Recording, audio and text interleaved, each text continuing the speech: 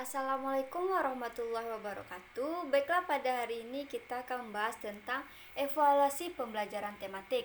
Yang pertama, menjelaskan pengertian evaluasi pembelajaran tematik.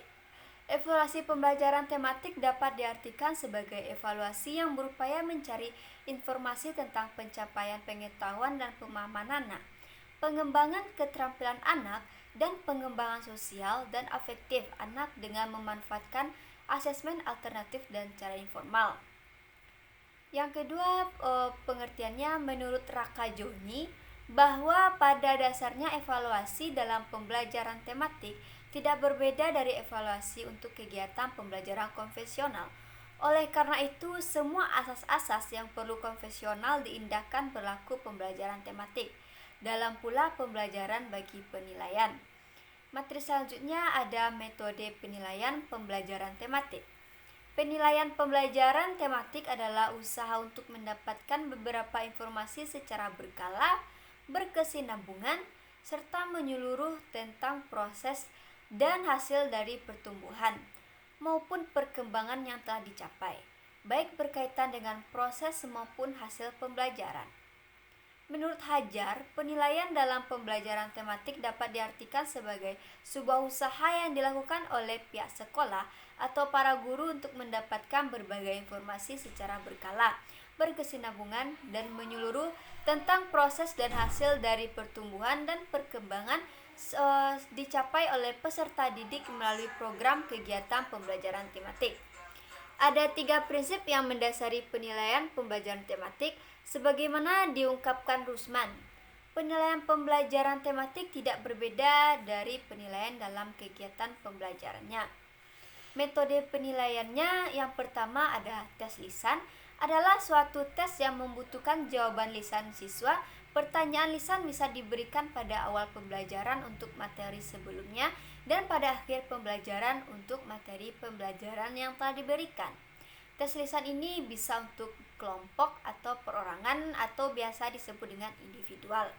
Yang kedua, tes tertulis adalah suatu tes yang menuntut jawaban secara tertulis dari siswa. Soal-soal tes tertulis disusun dalam bentuk teks objektif dan uraian. Beberapa macam tes objektif yang dapat digunakan yaitu tes benar salah atau true false, pilihan ganda atau multiple choice, menjodohkan atau matching test, hingga isian singkat atau short answer. Selanjutnya, tes uraian terdiri atas tes terbatas, tertutup atau terstruktur.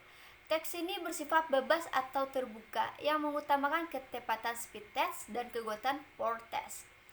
Materi selanjutnya tentang teknik penilaian pembelajaran tematik. Yang pertama, pemahaman kompetensi dasar. Siswa-siswa harus paham dengan standar kompetensi dasar yang harus diraih dan ditargetkan pada setiap mata pelajaran. Yang kedua, menentukan tema. Tema bisa ditentukan oleh guru atau siswa. Pertama-tama, tema berupa konsep kecil yang spesifik atau khusus seperti iklim, ibu, harimau, dan lain-lain. Sehingga menjadi tema besar atau umum seperti ekosistem, keluarga, hewan. Yang kedua, integrasi tema dengan kurikulum yang ada. Langkah berikutnya adalah merencanakan tema secara terintegrasi dengan kurikulum. Meskipun begitu, guru harus tetap memperhatikan materi atau konten dari tema. Yang ketiga, mendesain instruktur dan rencana ekstrakurikuler. Langkah ini merupakan pencarian sumber pengetahuan di luar kelas untuk pendalaman siswa. Ini biasanya ditujukan untuk memberi contoh pengetahuan yang ada di kehidupan nyata siswa.